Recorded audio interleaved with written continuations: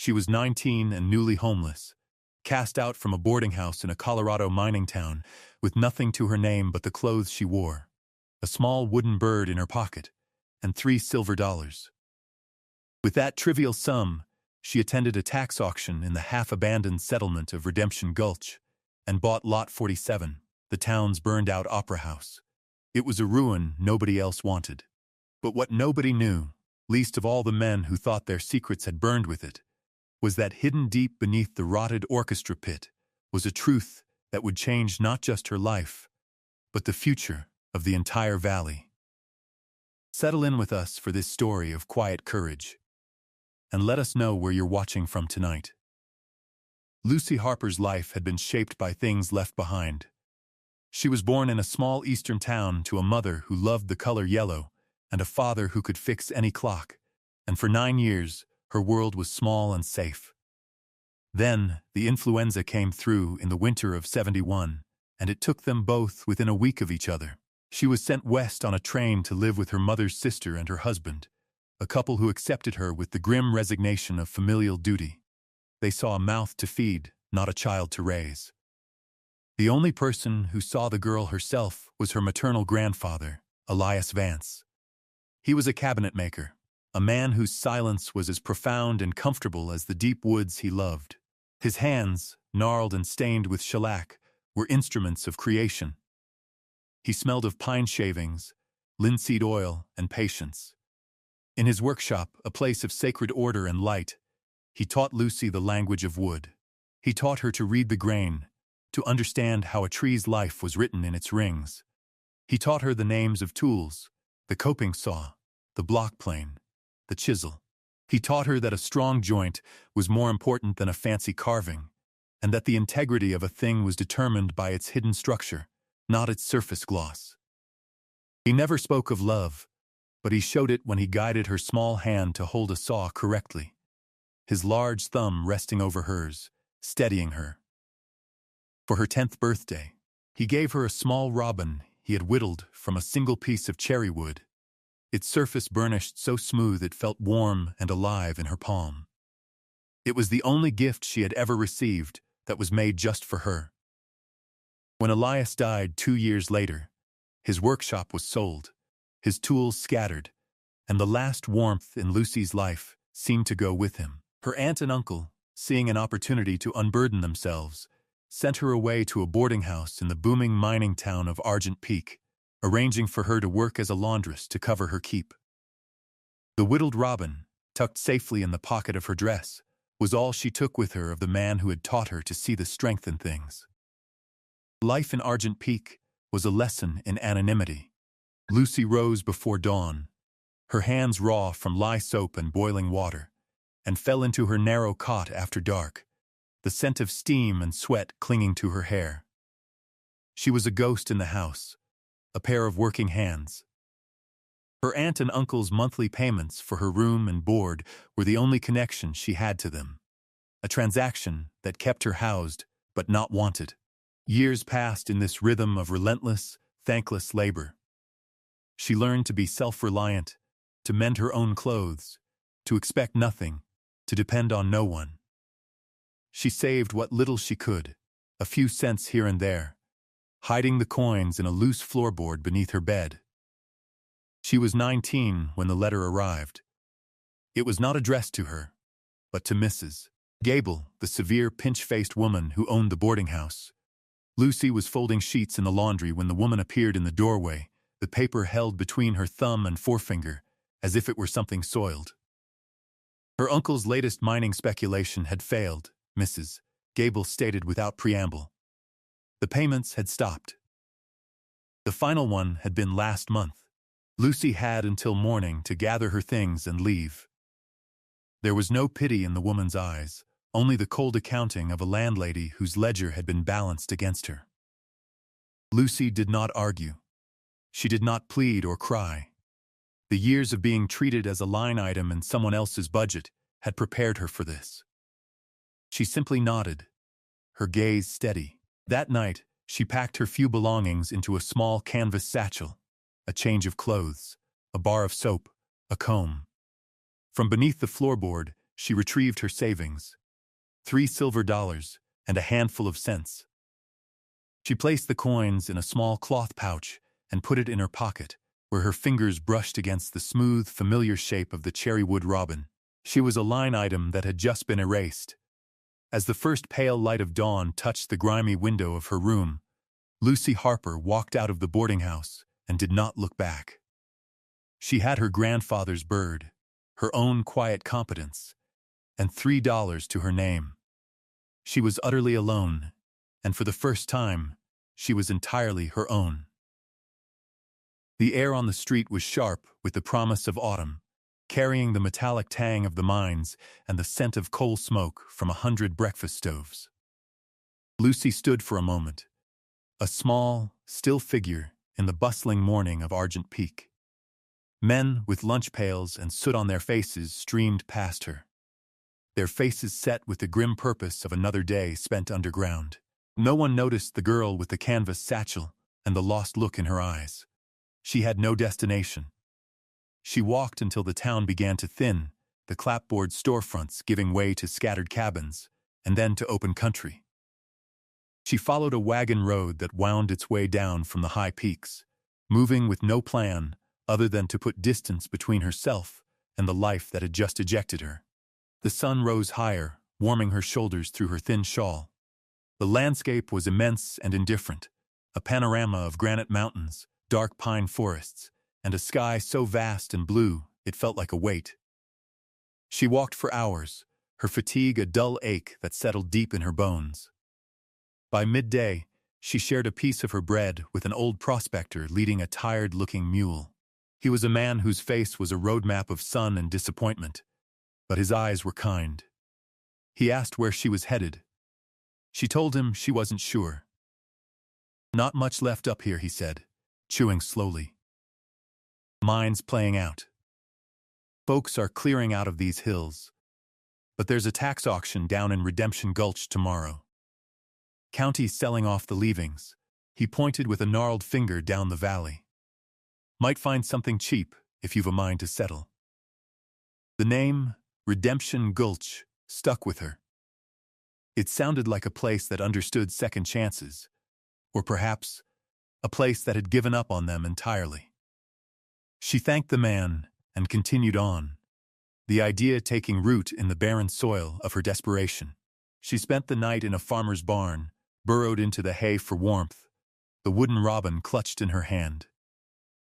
The next day, she paid a man a few of her hard-saved cents to ride in the back of his wagon, and by late afternoon, she arrived in Redemption Gulch. The prospector had been right. The town was a ghost of whatever it had once been. A wide, dusty main street was lined with buildings whose windows were boarded up or broken, their false fronts leaning like tired old men. A handful of businesses remained, a general store, a saloon with one shutter hanging by a single hinge, a blacksmith's shop, and a small eatery with a trickle of smoke rising from its chimney. A notice was nailed to a post outside the land office.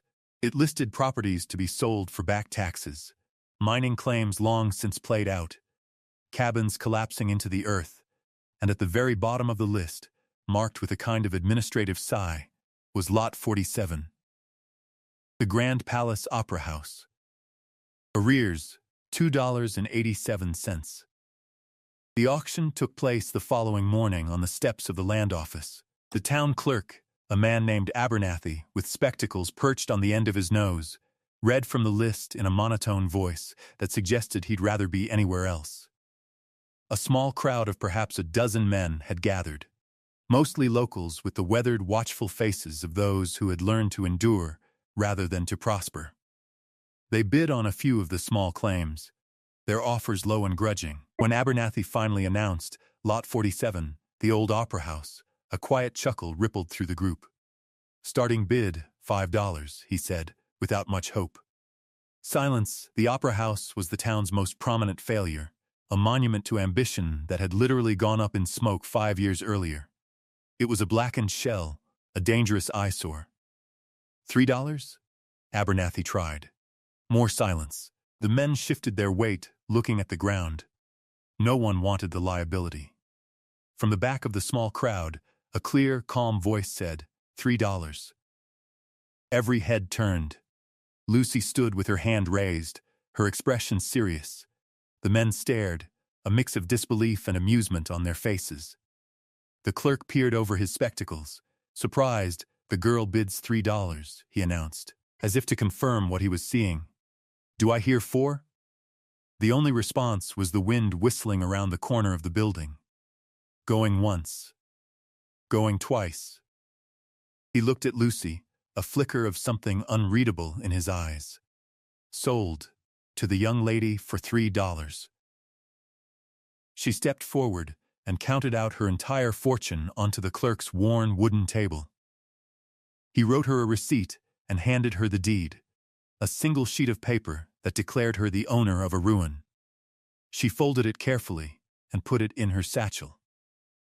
The men watched her go, some shaking their heads, one spitting a stream of tobacco juice into the dust. As she walked toward the end of the street where the opera house stood, she could feel their skepticism like a physical force. The building was worse up close. It was a carcass. A fire had gutted its heart, leaving a skeleton of scorched brick and blackened timber. The ornate facade, once the pride of the town, was stained with soot, its grand arched windows vacant and gaping. A large section of the roof had collapsed entirely, exposing the interior to the sky. The main doors were gone, leaving a dark, inviting maw. She stepped over the threshold, her footsteps crunching on a floor of ash, shattered glass, and debris. The air was thick with the smell of old smoke and damp decay. Inside, it was a cavern of destruction. Charred beams lay in a tangled heap where the main seating area had been. The grand balcony, what was left of it, sagged at a perilous angle, its velvet railings burned away to skeletal iron. The stage itself was the epicenter of the damage. The floorboards were completely gone, leaving a gaping, rubble-filled hole that was the orchestra pit. It looked hopeless. But as Lucy stood there, in the center of the devastation, her grandfather's voice echoed in her mind. "Look at the bones of it, girl." She looked past the rubble, past the ash. The foundation stones, visible in the pit, were massive blocks of granite, seemingly untouched by the fire. The surviving brick walls, thick and solid, rose 3 stories high. They were stained and damaged, but they were standing. There was strength here. Beneath the ruin, the structure was sound. She had not bought a pile of ash, she had bought the bones of a great and sturdy building. Lucy knew she could not assess the full extent of the damage or the potential for salvage on her own. She needed someone who spoke the language of structure, as her grandfather had. Someone who understood stress and load and the integrity of timber. In the general store, while buying a small bag of flour and some salt, she asked the proprietor about a carpenter. "Only one worth his salt left in these parts," the man said, weighing her flour. "Charles Shaw. Lives in the cabin by the creek. Keeps to himself mostly, since his wife passed." He gave her directions, his eyes lingering on her with a curiosity that was not unkind. She found the cabin easily enough. It was small but meticulously kept, with a neatly stacked woodpile and a garden patch that was clear of weeds even this late in the season. A man was sitting on the porch, sharpening a handsaw with a file. He was perhaps 40, with a lean, strong build and a quiet, self-contained air. His hair was graying at the temples, and his face was lined with a sorrow that had settled in for a long stay. This was Charles Shaw. Lucy approached slowly, not wanting to startle him. He looked up, his filing stopping mid-stroke. His eyes were a clear, startling blue. "Can I help you?" His voice was low and a little rough from disuse. She explained who she was and what she had done, the words coming out plain and direct. She told him she had bought the old opera house. He raised an eyebrow, but said nothing. She confessed she had no money to pay for his time. Instead, she made him a proposition. "If you would walk through it with me, tell me what is sound and what is lost. You can have the salvage rights, any timber, Any scrap iron, anything of value you can reclaim from the wreckage is yours to keep." He looked at her for a long moment, his gaze searching. He saw not a foolish girl, but someone with a serious and practical mind. He saw the desperation, but also the resolve beneath it. It was an honest offer, a trade of knowledge for material. He wiped the file on his trousers, stood up, and slid the saw into a leather loop on his workbench. "All right," he said. "Let's have a look." They walked to the opera house together in silence. Inside, Charles moved with the slow, deliberate confidence of a man who understood buildings in his bones. He ran his hand over the brickwork, tapped on beams with the handle of his hammer, and squinted up at the skeletal roof. He confirmed her initial assessment. "Foundation's granite. Solid as the mountain it came from," he said, his voice echoing in the cavernous space. "These main walls are 3 bricks thick. They'll stand." He pointed upward with his hammer. "Balcony's a death trap. Has to come down. Roof is gone. Floor joists are mostly charcoal." He walked to the edge of the gaping orchestra pit, kicking a piece of rubble into the darkness. "The fire started here, looks like. Burned hottest in this spot. We'll need to clear this pit down to the foundation to see what we're really dealing with." He looked at her, his expression grim, but not dismissive. "It's a lifetime of work. More than a lifetime." "I have time," Lucy said quietly. He nodded slowly, a flicker of respect in his blue eyes. "The salvage is worth my time," he said, making the agreement official. "We'll start in the pit. Tomorrow at sunrise." He turned and left without another word, leaving Lucy alone in the gathering dusk, the new owner of a ruin and an alliance. The next morning, as the sun crested the eastern ridge, Charles was there, waiting. He had brought 2 sturdy shovels and a wheelbarrow. For the first time since she'd left Argent Peak, Lucy felt a flicker of something that was not dread, but purpose. The work was brutal. The orchestra pit was a choked maw of debris, charred timbers, heavy chunks of fallen plaster, twisted iron from gas lamps, and a deep, settled layer of sodden ash that had turned to a heavy, greasy mud. They worked in a grim rhythm, shoveling the wreckage into the wheelbarrow, which Charles would then haul outside and dump in a growing pile. The air was thick with the dust of plaster and the acrid smell of old fire. Lucy's muscles, accustomed to the repetitive motions of laundry work, screamed in protest at the new strain of lifting and hauling. Her hands, already calloused, soon blistered and bled. She wrapped them in strips of cloth torn from her spare dress and kept working. Charles worked beside her, his movements economical and powerful. He didn't offer sympathy, but he set a pace that was sustainable, and he showed her how to use her legs and back to lift, saving her arms. Days blurred into a week. They spoke little, their communication consisting of grunts of effort and short, practical phrases. "Watch that beam. More to the left."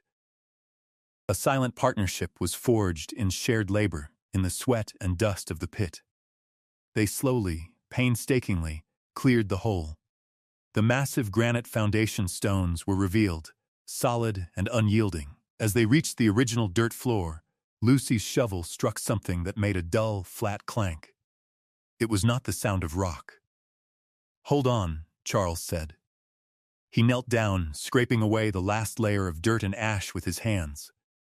What emerged was a large, flat flagstone, about 3 feet square, distinct from the packed earth around it. Set flush into its surface was a recessed iron ring, rusted but solid. It was a trapdoor. They looked at each other, the same question in their eyes. With a shared heave, they gripped the ring and pulled. The stone was immensely heavy, but it lifted with a grating shriek of stone on stone, pivoting on hidden hinges. A wave of cool, dry, musty air washed over them, a smell not of decay, but of long enclosed stillness. Below was a set of steep stone steps leading down into absolute darkness. Charles retrieved a lantern from his tool bag, struck a match, and lit the wick. He held it over the opening. The light revealed a small, stone-walled cellar, no more than 10 feet square. It was dry and, astonishingly, untouched by the fire that had raged directly above it. And it was not empty. Against one wall were stacked several large, leather-bound costume trunks. Against another stood a small, elegant writing desk, with a chair neatly tucked beneath it. And in the center of the room sat 3 stout wooden crates, sealed with bands of iron. Charles descended the steps first, holding the lantern high. Lucy followed, her heart pounding a slow, heavy rhythm against her ribs. He set the lantern on the desk. Its warm light pushed back the shadows, revealing a scene frozen in time. On the desk lay a thick ledger and a sealed envelope. The envelope was made of heavy vellum, and written across it in a graceful looping hand were the words, "To a finder with good hands." With trembling fingers, Lucy picked it up. It was addressed to her, or to someone like her. Someone who had come to this place not to destroy, but to build. Using the point of a nail Charles handed her, she carefully broke the wax seal and unfolded the letter within. The letter was written on 3 pages of thick, creamy paper. The ink was faded, but the handwriting was clear and strong. It began without salutation. "If you are reading this, then the worst has happened, and I am gone. But you have found my secret, and for that, I must trust you. My name is Adelaide Marcotte. I was the manager of this opera house and its principal soprano. I built this room myself, with the help of a stonemason who owed me a great debt and knew how to keep his silence. It was meant to be my sanctuary, a place to store my savings and my memories." Lucy read the words aloud, her voice soft in the still, underground air. Charles stood by the crates, listening, his face a mask of concentration. "This theater was my life," the letter continued, "but it became a cage. The men who financed its construction, Miss Sterling of the Consolidated Mine and Mr. Pruitt of the Town Bank, are not the benefactors they pretend to be. They are thieves. I discovered they were using a hidden compartment in the business office to hide money skimmed from the mine's payrolls, money stolen from the wages of their workers. When I confronted them, they laughed. Then they offered me a share. When I refused, they grew cold. I knew my time was limited. I began to move their ledgers, the proof of their crimes, down here to my cellar, along with my own life's savings. The money in the large trunk is mine, earned honestly over 20 years on the stage. It is clean. Use it. The money in the sealed crates belongs to the devil. It is one of the payrolls they stole. I do not know what you should do with it, but I know it does not belong to them." Lucy paused, her eyes scanning the last page. Her breath caught in her throat. They spoke of having an accident at the theater, a small fire to destroy the records in the office. I do not believe it will be small. I believe they mean to destroy the entire building, and me with it. I have a daughter living with my sister in St. Louis. I have not seen her in 5 years. I have been saving to bring her here, to build a life for us away from all this. I fear I will never see her grow up. If you are a person of conscience, use what you find here to build a life of safety and peace. That is all I ever wanted. Do not let them win." Adelaide Marcotte, October 12, 1875. When Lucy finished reading, the silence in the cellar was profound. They now understood. The fire was no accident. It was murder and arson, and the men responsible were likely still powerful, still wealthy, still dangerous. Charles moved to one of the sealed crates, and using the claw of his hammer, pried at the iron band. It groaned, and then snapped. He lifted the lid. Inside were dozens of small canvas bags, each tied with string. He opened one and poured the contents into his palm. Gold coins glittered in the lantern light. A fortune. Lucy looked from the gold to the letter, then to the ledger on the desk. It was all here, the motive, the evidence, and the means to fight back. The money from Adelaide's trunk gave her something she hadn't had before. Capital. She turned to Charles, her mind clear and resolved. "The salvage rights I offered you were for an empty building," she said, her voice steady. "This changes things. I want to hire you, Mr. Shaw. I want you to help me rebuild this place. I will pay you a fair wage, starting today." Charles looked at her, then at the open crate of gold. He pushed the lid closed. "You don't need to hire me, Lucy," he said, using her first name for the first time. "Some things you do because they need doing. We'll rebuild it." Together, their first act was one of concealment. They carefully replaced the lid on the crate, moved the ledger and Adelaide's letter into the trunk with her savings, and lowered the heavy flagstone back into place, scattering dirt and debris over it to hide the seams. The secret was safe again, buried beneath their feet. The discovery had transformed Lucy's desperate gamble into a tangible mission. She was no longer just a homeless girl seeking shelter. She was the custodian of Adelaide Marcotte's legacy and the keeper of a dangerous truth. The money from Adelaide's trunk was her weapon and her shield. The next morning, she walked to the general store and, with a calm that startled the proprietor, purchased supplies, nails in every size, new blades for their saws, rope, heavy canvas tarps, and enough flour, beans, and bacon to last for weeks. The transaction, paid for with a few of Adelaide's silver dollars, sent a quiet ripple through the town. The girl with the ruin was not as destitute as they had assumed. The rebuilding began in earnest. Their first priority was security. With new lumber purchased from a mill down the valley, they framed and built a set of heavy, solid doors for the main entrance, fitting them with a sturdy lock. They boarded up the gaping ground floor windows, sealing the structure from the elements and from prying eyes. Inside, the work was immense. Charles, now a partner rather than a hired hand, became her teacher. He showed her how to clear the rubble methodically, how to assess which of the fallen timbers were merely scorched and could be planed down for reuse, and which were truly lost. He taught her how to lay out and frame a new subfloor over the orchestra pit, its joists resting securely on the granite foundation.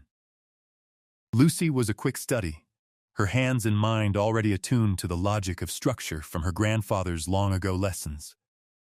She learned to measure twice and cut once, the clean bite of a sharp saw through wood, a deeply satisfying sound. As they worked, the community began to stir, its curiosity slowly turning to a quiet, watchful support. Mr. Abernathy, the town clerk, appeared one afternoon with a dusty roll of schematics under his arm. "Found these in the county archive," he said, a glint behind his spectacles. "Original architectural plans for the opera house. Thought you might have a use for them." He did not mention that he had spent 2 days searching for them after hearing about her supply purchases. The plans were a revelation, a map to what the building had been and could be again.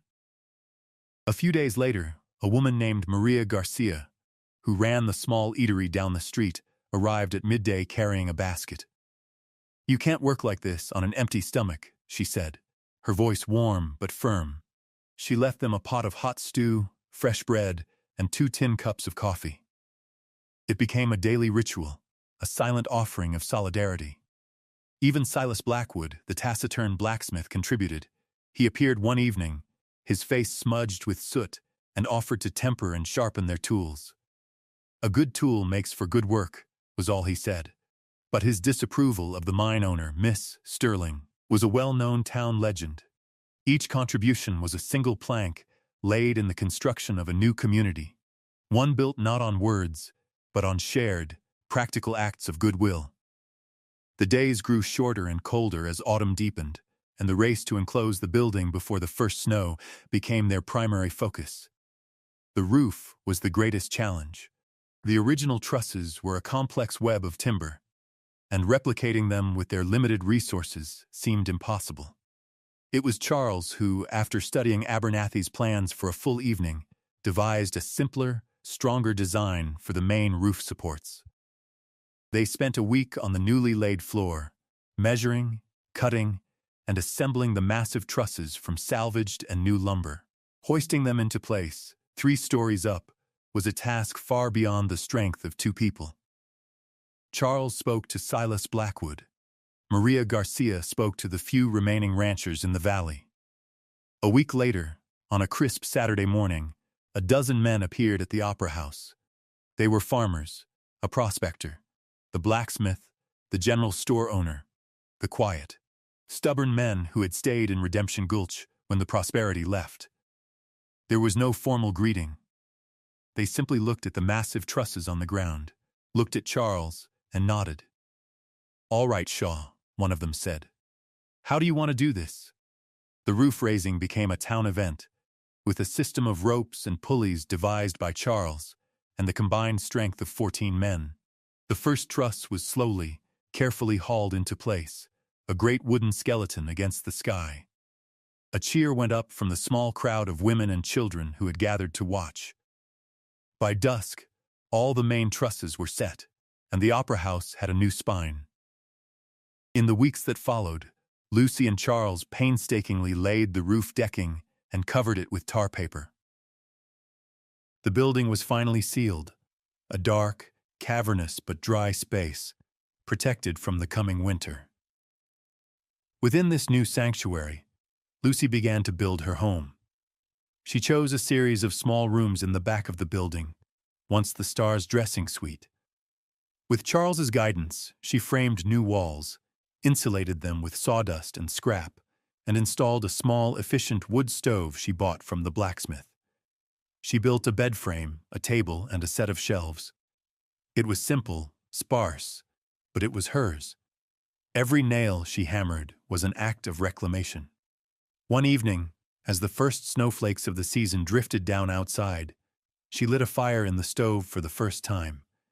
She sat at her new table, eating a bowl of Maria's stew, and watched the flames dance behind the small iron door.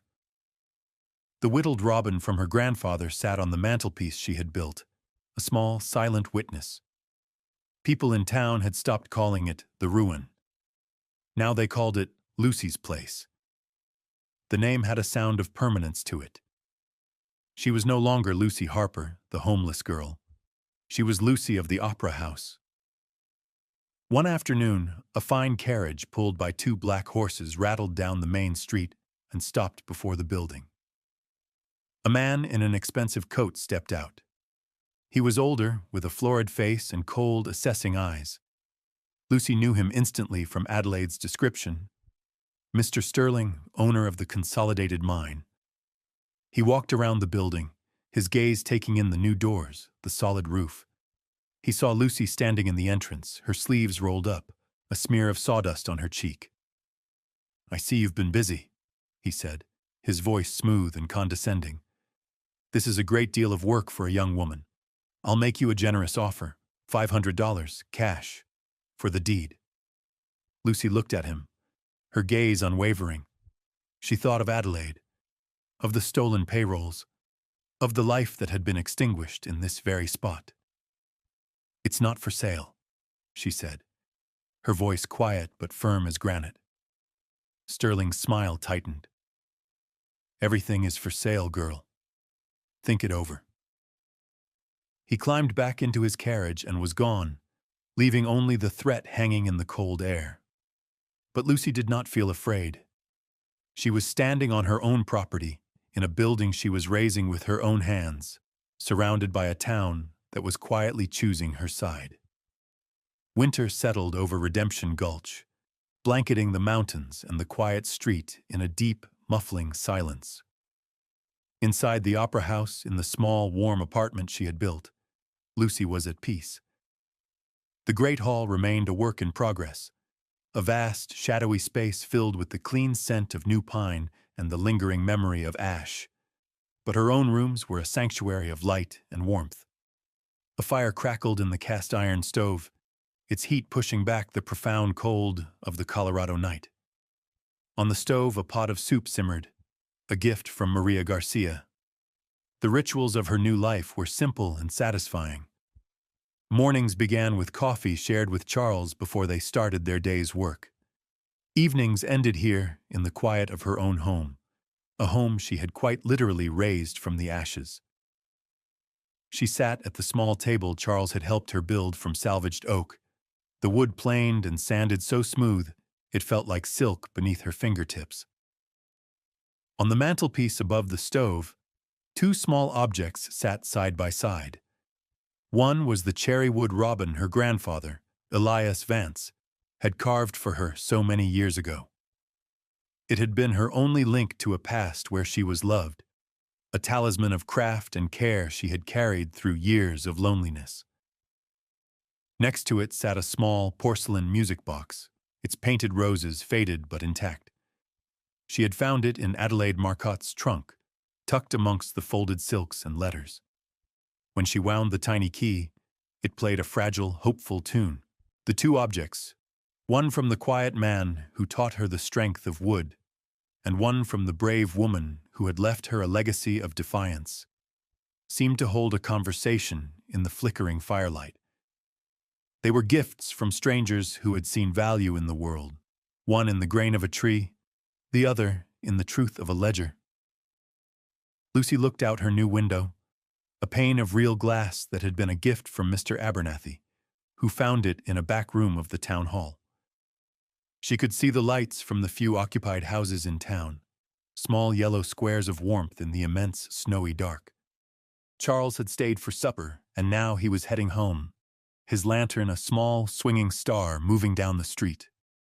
He was no longer just a partner in work, he had become her friend, her anchor in this new life. She thought of her aunt and uncle, of Mrs. Gable, of Mr. Sterling. They had all looked at her and seen something to be used or discarded, a problem to be solved, a nuisance to be removed. They had cast her out with the administrative coldness of a bad debt being written off. But they had underestimated her. They hadn't known about the lessons of a cabinet maker, the resilience forged in a steam-filled laundry, or the courage she would find in a dead woman's letter. Lucy Harper had been 19 and homeless. She had $3 to her name, and she had spent it on a ruin that everyone else had abandoned. It was the best $3 she ever spent. It had not just bought her a building, it had bought her a foundation, a future, and a home. Thank you for joining us for this story of quiet resilience. If the tale of a home found in an unexpected place resonated with you, consider subscribing and sharing for more stories of courage and craft. We'll leave you with a question to carry with you. What is something you have built or repaired in your own life that meant more than just the materials you used to make it? Let us know in the comments below. We look forward to seeing you again next time.